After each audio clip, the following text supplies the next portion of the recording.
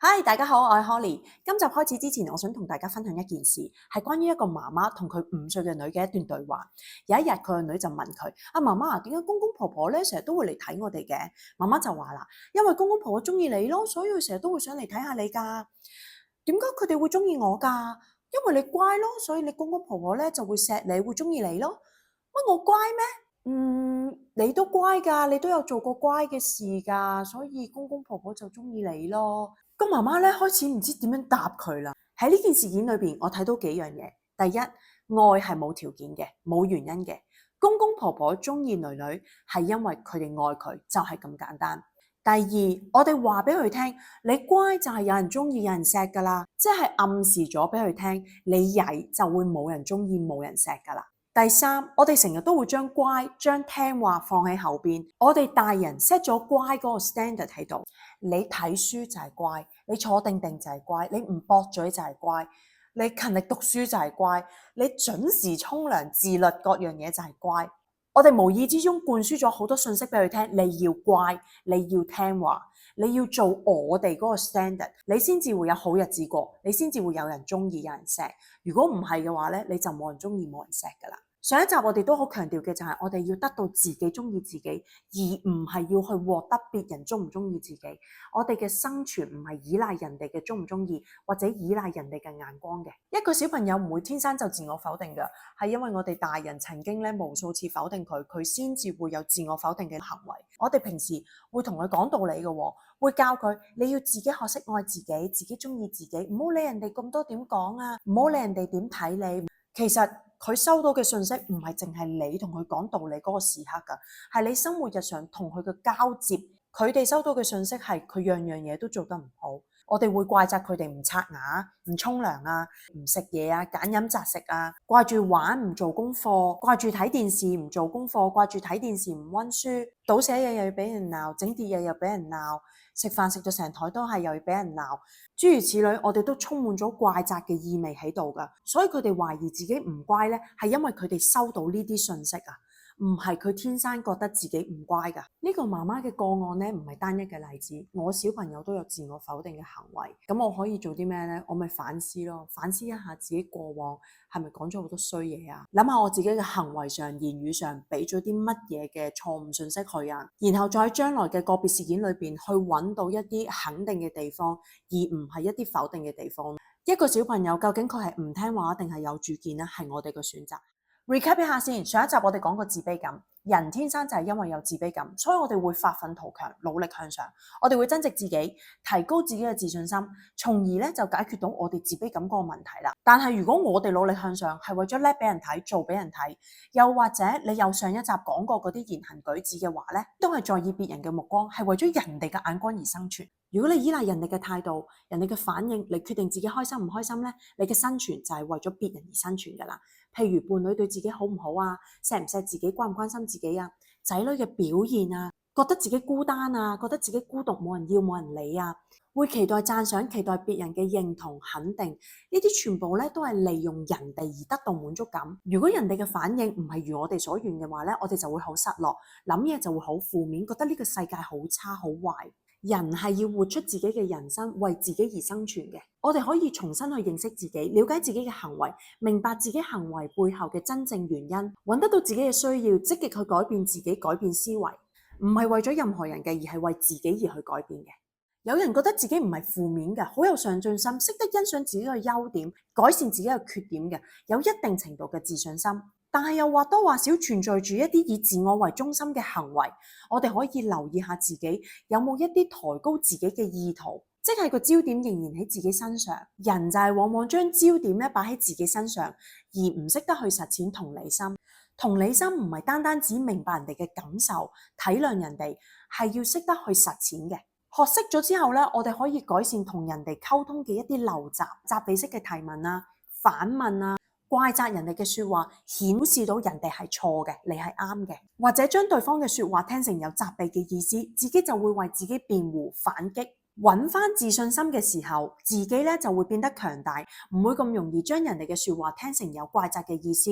同一個時間學識埋同理心，我哋慢慢就會將對方嘅說話聽成為意見或者請求，而唔係批評或者命令。更加能夠令自己咧可以識得逆思維。講下一啲缺乏同理心嘅例子，或者一啲唔識得實踐同理心嘅例子。我哋好多時都會戥人慘啊，會明白人哋感受啊，會體諒人哋啊，但係其實原來唔識得實踐嘅。例如有人向別人吐苦水，講自己老公啊、老婆啊、仔女啊、工作啊，咁有人就回應啦。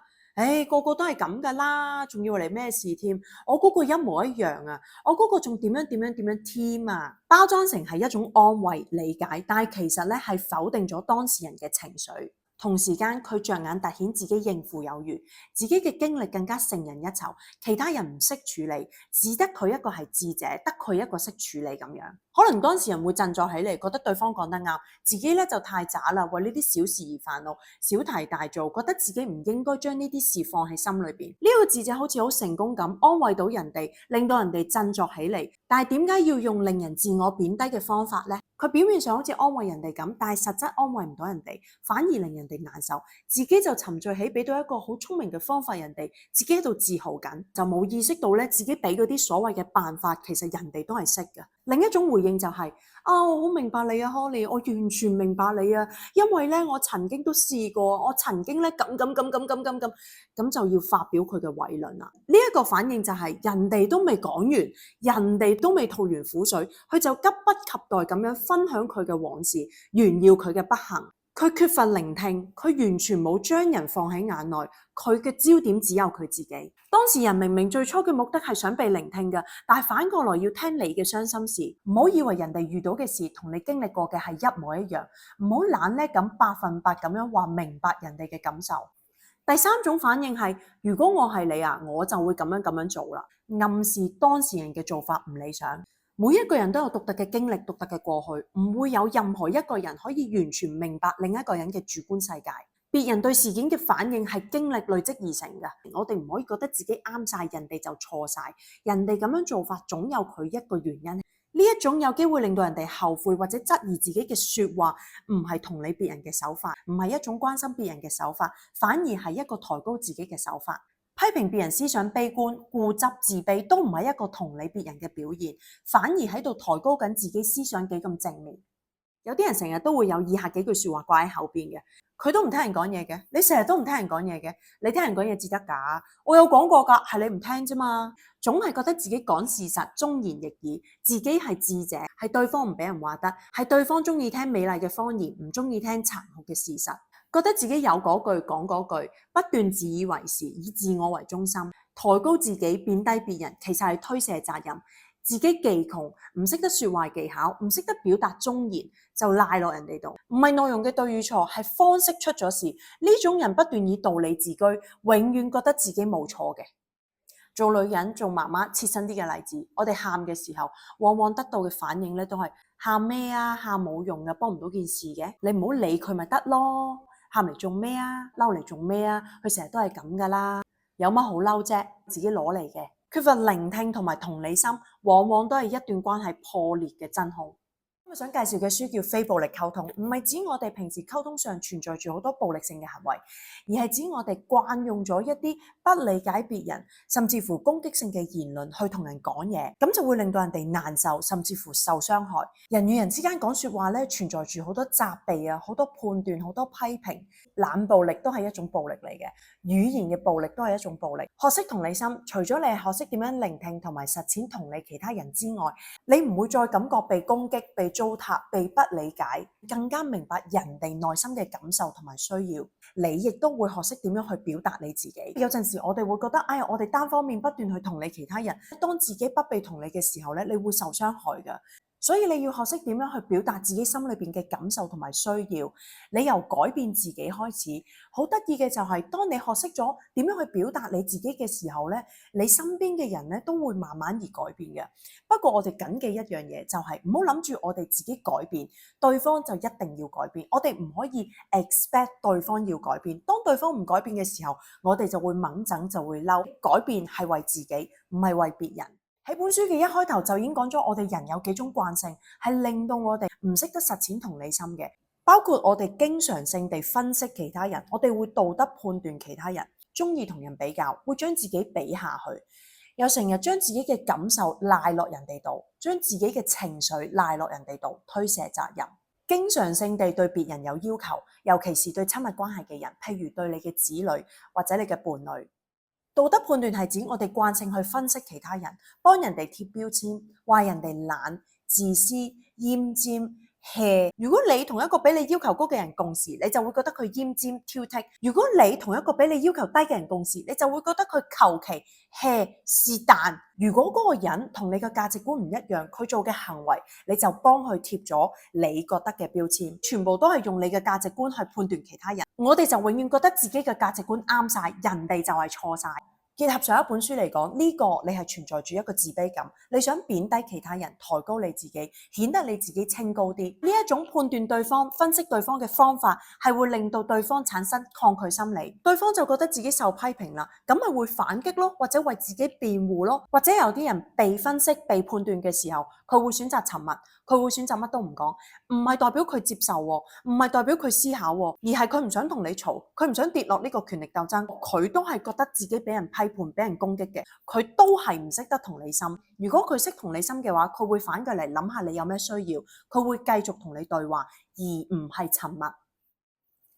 如果面對小朋友，我哋慣用咗呢啲道德判斷嘅方式嚟同佢溝通嘅話，佢可能會應我哋需求，佢會照做你想去做嘅嘢㗎。佢可能都會覺得自己唔啱，爸爸媽媽你哋講得啱嘅，我係真係唔好。其實佢係因為恐懼、內疚、羞愧，先至會做你想要佢做嗰啲嘢。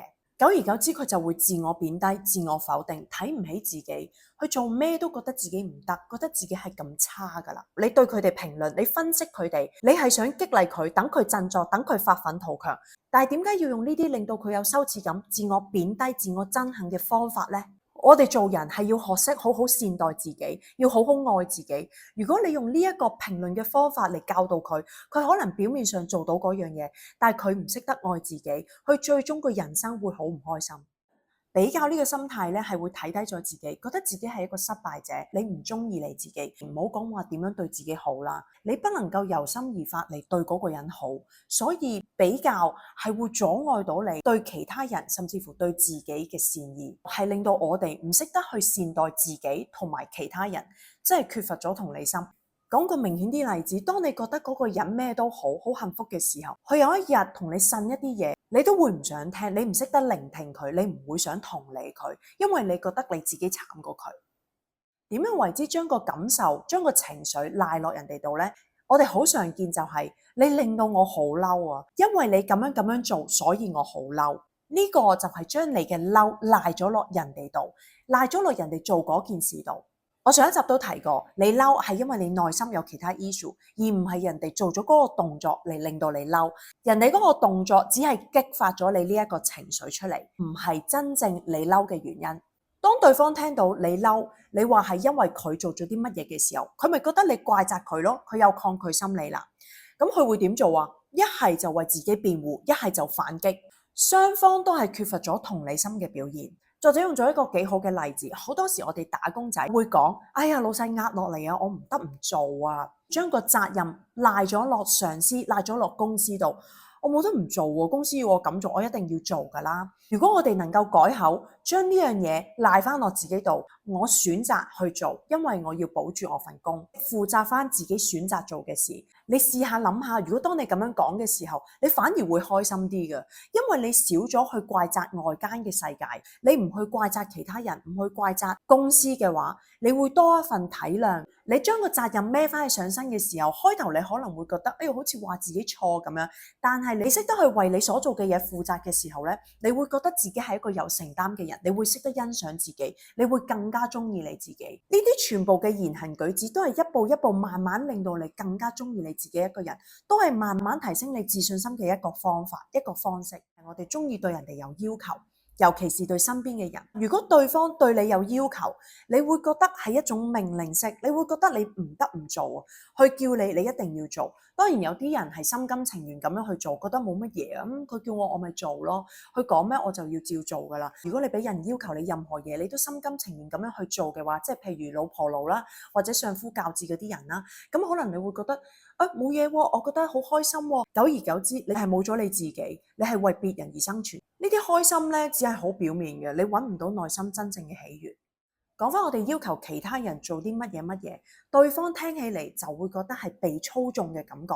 譬如我哋對仔女，我哋要求佢咁樣做，你做嘅話咧，你就可以得到啲乜嘢獎勵；你唔做嘅話咧，你就會有啲乜嘢嘅後果啦。咁嗰啲後果當然係我哋製造嘅後果啦。佢咪感覺上係被操縱咯。哇！我冇得揀喎，我做咗先至有嗰樣嘢喎，咁我一定要做啦。我唔做我就會咁喎，我根本冇得揀。呢一種溝通方式並唔係一種和諧嘅溝通方式，唔會有一個人係想俾別人操控嘅。當一個人如果佢感受到俾人操控嘅時候，佢會反擊嘅。最常見嘅例子就係，喂，你叫我做，我偏唔做啊！除咗以上幾種慣性之外，我哋喺言論上都用咗一啲字眼去令到對方難受，甚至乎疏離人際關係。譬如話對方應該咁樣，唔應該咁樣，你唔可以咁做，你一定要咁樣做。又或者係一啲反問嘅字眼、質問嘅字眼。喺我哋未有足夠自信心嘅時候，其實我哋好難實踐同理心，因為我哋慣性同人比較，慣性想抬高自己去貶低其他人，而搞到我哋唔識諗其他人，唔識同理其他人，唔識得聆聽，因為個焦點都喺自己度。喺個過程裏邊，我哋行為上都要提自己去剔除呢啲嘅陋習。你可以牢記佢4個要素。觀察、感受、需要、請求。喺每一次同人對話嘅時候，你就諗起觀察、感受、需要、請求，咁你就會容易啲去聆聽人哋、同理人哋，而且你又唔會咁容易聽成人哋同你講嘅嘢係一種責備，你亦都唔會咁容易去用責備嘅方式同人講嘢嘅。如果你逐步做得到，喺每一步裏邊咧，你都會增加自己嘅自信心，欣賞自己多一步，然後你就更加容易去實踐同理心。呢個係一個循環嚟嘅。第一個要素觀察，頭先講咗，我哋慣性會去判斷人哋，會去分析人哋，我哋要做到觀察而不評論，我哋唔可以帶有自己主觀嘅角度嚟去話人哋點樣，嚟去幫人哋貼標籤，你只會令到對方反感，你會令到佢產生抗拒心理。我哋可以講咩呢？我哋就係講我哋見到嘅事實，觀察淨係講你見到啲乜嘢。你冇見到啲乜嘢，聽到啲乜嘢，你冇聽到啲乜嘢，唔需要加入你認為或者你唔認為乜嘢，都唔好加入評論嘅字眼，即係你成日啊，永遠都唔會啊，經常日日一定一直都係咁，你好少會咁，你好少會準時起身，你永遠都唔會準時起身，你永遠都要人叫，呢啲字眼就唔好講啦。如果對住老公，佢放工翻嚟好掹陣咁樣，點樣回應啊？做咩咁掹啊？如果咁樣就係評論咗，就係分析咗佢係掹嘅。我見到你眉頭皺咗，你係咪有啲乜嘢煩惱啊？成件事就好唔同啦，你都會想人哋咁樣對你嘅。我睇咗呢本書之後呢，我有少少嘢扭曲咗嘅，我都想提大家。我識得去同理你，我識得去聆聽你，但係點解調翻轉？你唔識得聆聽我，唔識得同理下我嘅感受呢？我心底裏呢就會怪晒嗰個人唔識得同理心，唔識得聆聽，我會更加厭惡對方。咁反而就係一個問題啦，所以我哋識得要表達自己嘅感受，唔可以去 look for 人哋要識得去同理你。同理心咧係包括埋同理你自己嘅。你除咗識得去同理人哋嘅感受或者需要之外，你會識得同理你自己嘅感受。你覺察到自己嘅感受同埋需要，你要識得去講出嚟。記住，感受唔同意見，唔同想法。意見係一種諗法，係你對呢件事有啲乜嘢嘅睇法。譬如我問你，你對呢件事有咩感受啊？咁你就會話，我覺得佢唔啱，我覺得佢唔應該咁樣做，因為佢咁樣做咧就會點。呢一個係你嘅諗法，係一個意見嚟嘅，而唔係你心底裏邊一個感受。你要識得表達你自己嘅感受，咁人哋就會明白你多一點噶啦。唔好 expect 人哋識得同理心，因為人哋冇睇過書啊，人哋冇真正去學過，人哋誤以為佢做嘅行為就係同理心，所以唔好去嬲人哋。其實夫妻之間、親子之間、朋友之間失去咗連結，就係因為缺乏咗同理心同埋聆聽，唔係單單同理別人同埋聆聽別人，你係要識得埋同理你自己同聆聽自己。呢本書咧有一個 point 咧講得好精準，我真係好同意，睇完我都笑。佢話我哋人認識用嚟鬧人嘅字眼係多過我哋用嚟講自己情緒、講自己感受嘅字眼。如果要你而家講一啲鬧人嘅詞語，你可能好快就諗到，佢 hea 啊，佢唔認真啊，厭尖、馬虎、自私、孤寒、市儈啊，諗到一大紮點樣去貶低嗰個人嘅。但係當你如果要講你自己感受出嚟嘅時候咧，你就永遠識得開心咯，唔開心咯。我哋要去 Google 一下睇多啲感受嘅詞語，揾多啲可以形容自己同埋人哋感受嘅字眼，你會發現原來你識多啲呢啲嘅字眼，你同人咧可以更容易 connect 到㗎。如果我哋唔講自己嘅感受，不斷就係淨係講想法，覺得對方唔應該點樣做，指出對方做咗啲乜嘢行為，令到我有啲乜嘢嘅情緒，對方聽起嚟就係一個責怪嘅訊息。一個人收到批評嘅時候，可能會有4種反應，睇人啦，個個都唔同嘅。第一種，責怪自己，係應該都係我唔啱㗎，唉，我自己真係失敗啊，佢會怪責自己，自我貶低，自我否定。第二種反應咧就係為自己辯解，甚至乎反擊啦，責怪翻你轉頭嘅。喂，你話我自私，你夠咁樣啦？點解我咁做就係自私，你咁樣做就唔自私嘅？將個焦點擺咗喺自己身上，去抬高自己，幫自己講說話，甚至乎想貶低人哋，話翻人哋轉頭，指出對方錯啲乜嘢，自己啱啲乜嘢嘢。第三種同第4種都係識得同理心嘅表現。第三種係你識得同理你自己，你覺察自己嘅感受同埋需要，然之後將你嘅感受同埋需要講出嚟，唔存在住任何責怪嘅訊息。第4種就係同理對方，去覺察對方嘅感受同埋需要，但係唔好斷定你明白人哋嘅感受嘅。我哋用提問嘅方式，你係咪覺得好受傷害啊？係咪你覺得我唔考慮你嘅感受啊？佢講咗一句說話，你從來都唔了解我噶，我哋就可以去思考下，佢呢句說話背後原來係想被了解。一個人同你講你好忙咩？可能佢會想你陪伴，佢嘅內心世界可能佢覺得孤單，呢個係佢背後嘅真正需要，唔係全心要責怪你。當我哋要表達我哋嘅感受嘅時候，記得我哋唔好將我哋嘅感受同埋情緒賴落人哋度。有一晚我去街食飯，好夜先翻屋企，應該過咗12點啦，都唔記得幾點啦。我翻屋企途中，我預計我啲小朋友瞓晒覺，但我翻到屋企嘅時候，梗係未瞓啦。咁我翻到屋企，去到房門，聽到個 keyboard 聲，滴滴答答，滴滴答答，我個火咧就燒到上天台啦。嗰個火係收唔住啊，撳唔住啊，又係我哋俗語有話控制唔到啊。咁我就打開門，哇，簡直係怒氣沖天。我望住我個小朋友，直情咧嗰個內心咧係挫到咧嬲到不得之了。我冇出聲，我掘住佢，我大力咁呼吸，係咁啜氣。突然之間，我掉頭走，我翻入自己房，跟住繼續呼吸，繼續俾自己唞氣。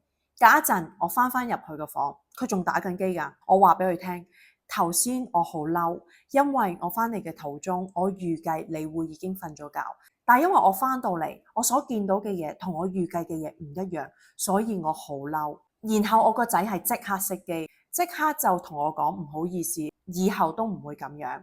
咁當然唔係嘅，佢都仲會有打得好夜機嘅時候嘅。佢即時嘅反應係令我鋸咗啦，係咪先？當然我試過鬧佢打機唔瞓覺啦。喂，你有冇搞錯啊？仲唔瞓覺，仲掛住打機？如果我冇有效咁去表達我自己感受嘅話，佢一定係聽成責怪嘅。事實上我真係責怪緊佢啊嘛。平時我咁樣講嘅時候，佢嘅反應係點？咪反擊咯。你唔可以 expect 你成功地做咗一下有效去表達你嘅感受嘅時候，你 expect 對方會有所改變。我哋要留意，當我哋改變嘅時候，個初心係要為我哋着想㗎咋，唔好 expect 對方要因為你改變而改變。如果對方唔改變嘅時候，你就會好嬲，咁就破壞親子關係㗎啦。呢一個動作其實最緊要你幫到你自己，你去認識你自己，去負翻起你個責任。你覺得你自己成功，你欣賞你自己，你覺得你自己有效去表達你自己嘅感受，亦都唔會因為你表達你嘅感受而傷害其他人。我將個責任擺翻喺自己身上，對方聽起嚟都唔覺得你係怪責嘅意思，因為你冇怪佢係佢打機而令到你嬲啊嘛，係你自己諗住我瞓咗覺你先至嬲㗎啫嘛，咁佢咪容易接受好多咯，大家就唔會繼而有拗撬啦。呢一種方法咧，令到你親子關係都冇咁僵噶。當我哋講出我哋嘅需要嘅時候，要注意我哋嘅需要要具體嘅。以往當我唔開心嘅時候，我老公通常都會俾解決辦法我嘅。因為佢唔想我繼續唔開心，佢想幫我。但係當我喊嘅時候，我唔開心嘅時候，佢係咁俾解決辦法，我唔想聽嘅。我心裏邊諗，我夠識啦，你唔好嘈啦，唔好煩啦。我就會同佢講，我唔想講啊，唔想講啊。總之就係咁樣啦。於是乎，對方即係我老公就會反感啦。喂，我而家幫緊你，即係佢覺得佢而家幫緊我，但係我就咁嘅態度。咁大家心中就可能有條小刺啦。如果呢啲咁嘅事件經常性地發生嘅時候咧，就會令到大家個關係疏離。我冇幾耐之前試過有一次，我覺得我自己做得好好，我有一件事件令到我喊唔開心，咁佢又慣常地俾解決辦法我啦，然後咧我就深呼吸一下，跟住就講啦，呢一刻我咩都聽唔入耳住，我覺得我想處理咗我嘅情緒先。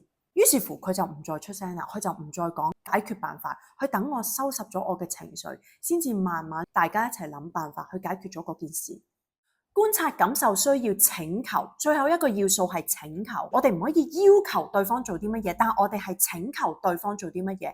我哋可以有 request 嘅，但係如果對方唔做嘅話，你唔可以嬲，你要俾翻個選擇權喺佢度。佢唔做係佢嘅課題，你因為佢唔做而嬲嘅話咧，你就介入人哋嘅課題噶啦。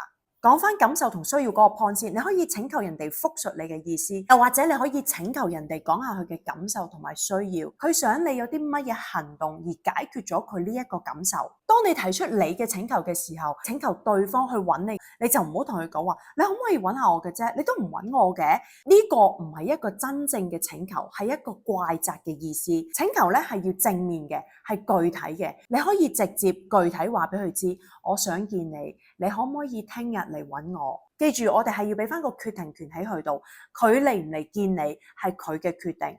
如果我哋收到佢嘅答案係唔得閒見你，你就發脾氣、發嬲或者反鬧翻去轉頭嘅話咧，你呢個就變成一個要求，變成一個命令，唔係請求噶啦。我哋做父母，我哋俾咗一啲人為後果小朋友嘅話，呢一個係要求。人為後果即係讚同賞、責同罰啦。如果你做就會得到呢個賞賜，如果你唔做就會俾人懲罰或者你會俾人鬧。我哋嘅請求係唔會有任何威逼利誘嘅成分喺裏邊嘅，要令到嗰個人覺得係自由選擇嘅，唔會受操縱，唔會受人駕馭嘅感覺。呢個作者咧都有小朋友嘅，咁佢同佢小朋友嘅一啲故事咧，後尾就會令到佢諗起一啲嘢，就作咗一首歌。呢首歌嘅歌詞好有意思，我覺得大家可以睇下。人一直咁多年嚟就係沿用賞罰教育，因為覺得有即時效果啊嘛。呢啲冇即時效果嘅慢性方法，啲人就會覺得冇用，就會放棄去用佢啦。呢個作者都有講咧，如果我哋人依賴咗錯誤動機嘅話，即係呢啲讚賞、責罰嘅外在動機，我哋就唔會得到內心真正嘅喜悅。實踐同理心嘅時候，除咗我哋要謹記嗰4個要素，觀察、感受、需要、請求，我哋都仲有一啲行為同埋態度要留意嘅。好多人都以為自己係實踐緊同理心，但係原來唔係噶。譬如當人哋唔開心嘅時候咧，你可能會講，唔好咁唔開心啦，唔好傷心啦，唔好咁樣話自己啦，你已經做得好好噶啦，你唔會有事噶，你會冇事噶，你會好翻噶，你遲啲就唔會咁噶啦，明天會更好啊。呢啲咧，你會覺得好似鼓勵人哋嘅說話，你會覺得好似令人振作嘅說話，但係呢啲唔係同理心嘅表現嚟。如果一個人正正經歷緊一個創傷，你走埋去同佢講，唔好咁傷心啦，你覺得佢會唔傷心咩？你覺得佢會唔會好過啲呢？你自己試想下，你眯埋眼諗下，你經歷緊一個好大嘅創傷嘅時候，有個人走埋嚟同你講，你唔好咁傷心啦，你係咪依然都係咁傷心？你係咪覺得佢嘥氣啊？冇錯啦，其實呢啲咧冇用嘅安慰言語咧就唔好講啦，只係需要你喺身邊坐喺度陪住佢，俾個膊頭佢攬佢一下就已經 OK 噶啦，唔好多嘴啦。有一個人吐苦水談論自己嘅問題，咁你就可能會問佢，哎呀，你幾時會咁樣諗噶？你點解會咁樣諗嘅？好似想了解多啲人哋嘅內心世界咁，但係其實你俾緊更多嘅問題佢啊。唔係人人都識得實踐同理心，有人係會唔識得同理自己，唔識得表達自己嘅感受同埋需要，可能佢會表現沉默。我哋都可以喺對方沉默嘅時候去表達同理心。好多人都會講，喂，佢乜都唔講，我唔會知㗎喎。我自己覺得點樣真係有效咁樣去同理佢呢？佢雖然咩都唔講，但係我哋可以眯埋對眼，嘗試入咗佢個處境，諗下如果我有咁樣嘅處境，我會有啲乜嘢嘅感受，我會有啲乜嘢嘅需要。你未必真係估得啱㗎，但我哋係要嘗試去做啊嘛，而唔係為咗結果而去做嗰件事㗎嘛。當有一個衝突，你係第三者嘅時候，你會點樣做呢？我曾經做錯過，我好緊張我對小朋友嘅心靈成長。曾經有一次，我老公就同個仔有衝突，咁佢哋就鬧交啦。我老公最後就用咗一個標籤性嘅字眼嚟話個仔。我就即時有反應，我即時同佢講，喂，唔好用負面嘅字眼啦。我好細聲講㗎，我覺得我有俾面佢㗎。我覺得我錯嘅係咩呢？我着重咗我個仔嘅感受，我忽略咗我老公嘅感受。你要去化解一場衝突，你一定要俾雙方都知道，你唔會偏袒任何一方。如果唔係呢場衝突，你唔會化解到㗎。我好明顯，我係偏幫我個仔嘅，而冇幫我老公。咁我老公係好嬲㗎，佢都即刻回應咗一句：你叫我唔好話佢，但係你而家喺度話緊我。我又真係喎，的而且確佢係講得啱。我冇責備我個仔，但我責備緊佢。同理心呢樣嘢，你唔可以，你想同理嗰個人，你就同理，你要一視同仁。好得意嘅就係你知道自己自卑過度啦，你用咗好多錯誤嘅行為去處理自己嘅自卑感，搞到你唔識得同理心。咁我又點去做好同理心呢？但係如果你能夠從一小步一小步咁樣去完成同理心嘅話，你又會欣賞自己多啲，你又會增強你嘅自信心。多啲自信心嘅時候，你又會更加識得去同理人哋。自己個心再強大啲嘅時候，你又唔會覺得人哋話你嘅嘢係一個責罵嘅嘢。一個循環嚟嘅，你自信心增強咗，你就唔會自我貶低嘅，你唔會覺得自己係咁差噶啦，係咁衰，我就係咁噶啦，我改唔到啊，我就知我自己唔好啦，但係我改唔到嘛。從同理心入手，增加自己嘅自信心，明白你自己嘅需要，更加識得表達你嘅感受。connect 你自己，有嘢激氣嘅時候咧，你好快會冇嘢噶啦。激氣嘅時候咪匿埋一陣，嬲一陣 OK 噶啦，咁你就可以翻出嚟，又冇事噶。你係真真正正覺得冇事噶啦，你唔係用屈埋喺心裏邊嘅方法，你係真真正正將件事拋低咗啊！我哋平時教導小朋友咧，好多大道理同佢講嘅，日日夜夜咦我啊，你要咁啊，你唔好咁啊，又要行為身教啊，又要喺小朋友面前特別有禮貌啊。但係你唔知道，原來最有效嘅方法就係處理咗你自己先，處理咗你嘅情緒先，處理咗你嘅自信心先。你嘅自信心一到嘅時候咧，你嘅脾氣就少咗好多。當然仲有情緒，仲有脾氣嘅，咪匿埋一陣間咯。然之後又另一日噶啦。當你改變咗你嘅心態、你嘅心靈之後咧，呢個心靈身教咧係好受用噶。人原來真係一定要自私啲，諗咗自己先，幫自己揾咗快樂，揾咗幸福先。咁你身邊人咧就自然會快樂，自然會幸福噶啦。最後同大家講多句，你咁緊張佢嘅成績，咁緊張佢對人嘅態度，一句講晒，即係所有佢嘅表現啦，你都要緊張，都要在意嘅話，係因為你唔夠信心，你在意人哋點樣睇，你先至想佢有好好嘅表現，咁你就有面子啦。青春期唔係一個問題嚟嘅，青春期就一定有噶啦。青春期唔代表親子關係一定會破裂嘅，關係破裂嘅原因係因為你缺乏同理心，缺乏聆聽，唔係淨係親子關係，所有嘅人際關係，包括夫妻關係、親子關係、朋友關係，就係因為我哋缺乏同理心同埋聆聽，我哋先至會走到破裂呢一步嘅啫。